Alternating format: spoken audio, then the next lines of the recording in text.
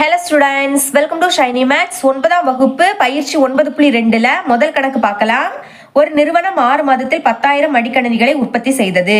அதாவது ஒரு நிறுவனம் 6 மாதத்துல மொத்தமா 10,000 மடிக்கணினிகளை தயாரிச்சிருக்காங்க. மடிக்கணினி அப்படின்னா லேப்டாப். அப்புறமாட்டு அவற்றுள் 25 மடிக்கணினிகள் குறைபாடு உடையனவாக கண்டறியப்பட்டன. அந்த 10,000 லேப்டாப்ல 25 லேப்டாப் குறைபாடா இருக்கிறத கண்டுபிடிச்சிருக்காங்க. குறைபாடு அப்படின்னா சரியா வேலை செய்யாம இருந்திருக்கு, சரிங்களா? அதாவது ஒழுங்கா ஒர்க் ஆகாம இருந்திருக்கு. இந்த மாதிரி சமவாய்ப்பு முறையில் ஒரு மடிக்கணினியை தேர்ந்தெடுக்கும் போது அது குறைபாடு இல்லாததாக இருக்க நிகழ்தகவு யாது? அதாவது 10,000 லேப்டாப்ல ஒரு லேப்டாப்பை எடுக்கிறேன், அது குறைபாடு இல்லாததாக இருக்கணுமா? குறைபாடு இல்லாததாக அப்படின்னா நல்ல லேப்டாப்பா இருக்கணும். அதற்கான நிகழ்தகவு என்னன்னு கேக்குறாங்க, சரிங்களா? தீர்வு ஃபர்ஸ்ட் எஸ் எழுதிக்கணும். எஸ்னா கூர்வழி. இங்க எண்ணிக்கை கொடுத்திருக்கனால டைரக்டாவே எழுதிக்கலாம். எப்பவுமே ஞாபகம் வச்சுக்கோங்க, மொத்த எண்ணிக்கையை தான் நீங்க என் ஆஃப் எஸ் அப்படின்னு எடுத்துக்கணும். மொத்த மடிக்கணினிகளின் எண்ணிக்கை, இதை நம்ம என் ஆஃப் எஸ்ன்னு எடுத்துக்கலாம், சரிங்களா? பாருங்க, மொத்த மடிக்கணினி எவ்வளவு? 10,000. அப்ப என் ஆஃப் எஸ்ஸோட மதிப்பு 10,000. ஓகேங்களா? இனி கொஸ்டின்ல என்ன கேட்குறாங்களோ அதை ஏயா எடுத்துக்கணும். பாருங்க, சமவாய்ப்பு முறையில் ஒரு மடிக்கணினியை தேர்ந்தெடுக்கும் போது அது குறைபாடு இல்லாததாக இருக்க நிகழ்தகவு, அதாவது நல்ல லேப்டாப்பா இருக்கணும். அப்ப ஏயை எப்படி எழுதிக்கலாம்? மடிக்கணினியை தேர்ந்தெடுக்கும் போது அது குறைபாடு இல்லாததாக இருக்கும் நிகழ்ச்சி, இந்த மாதிரி எழுதிக்கணும்.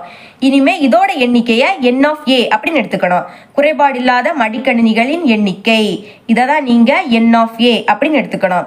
ஓகே, பாருங்க, நம்மளுக்கு மொத்த லேப்டாப் கொடுத்துருக்காங்க, குறைபாடு உள்ள லேப்டாப்போட எண்ணிக்கையும் கொடுத்துருக்காங்க. ஆனா குறைபாடு இல்லாத லேப்டாப்போட எண்ணிக்கை கொடுக்கல. அப்ப என்ன பண்ணணும்? 10,000ல இருந்து 25 கழிச்சேனா பாக்கி இருக்கக்கூடியது தான் நல்ல லேப்டாப்.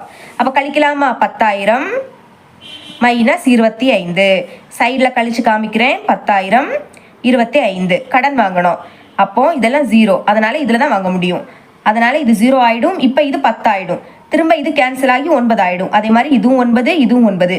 ஃபர்ஸ்ட் இருக்கக்கூடியதான் 10 ஆயிடும், சரிங்களா?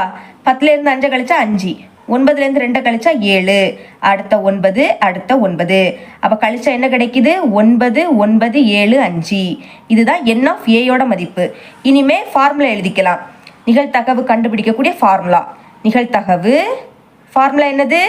P of A is equal to N of A divided by N of S. இப்போ N of A யோட மதிப்பு என்னது? 9, 9, 7, 5. N of S ஓட மதிப்பு 10,000 எழுதிக்கலாம். 10,000. இனி வகுக்கணும். வகுக்கிறது ரொம்பவே ஈஸி. பாருங்க, 4 0, அப்ப 4 நம்பர் தள்ளி புள்ளி வைக்கணும். அதனால புள்ளி இங்க வரும். வச்சிடலாமா? புள்ளி 9, 9, 7, 5. புள்ளிக்கு முன்னாடி எதுவும் இல்லாட்டா 0ன்னு எழுதிருங்க. வகுக்கும் போது புள்ளியை இடது பக்கமா நகர்த்தணும். புள்ளி இல்லாட்டா புள்ளி லாஸ்ட் இருக்குன்னு அர்த்தம், சரிங்களா? 4 0, அப்ப 4 நம்பர் தள்ளி இங்க வந்துடும். அதனாலதான் இங்க வச்சிருக்கேன். இதுதான் P of A யோட மதிப்பு, சரிங்களா? இவ்வளவு அந்த சம். இது உங்களுக்கு கிளியரா அண்டர்ஸ்டாண்ட் ஆயிருக்கும் நம்புறேன். தேங்க்ஸ் ஃபார் வாட்சிங்.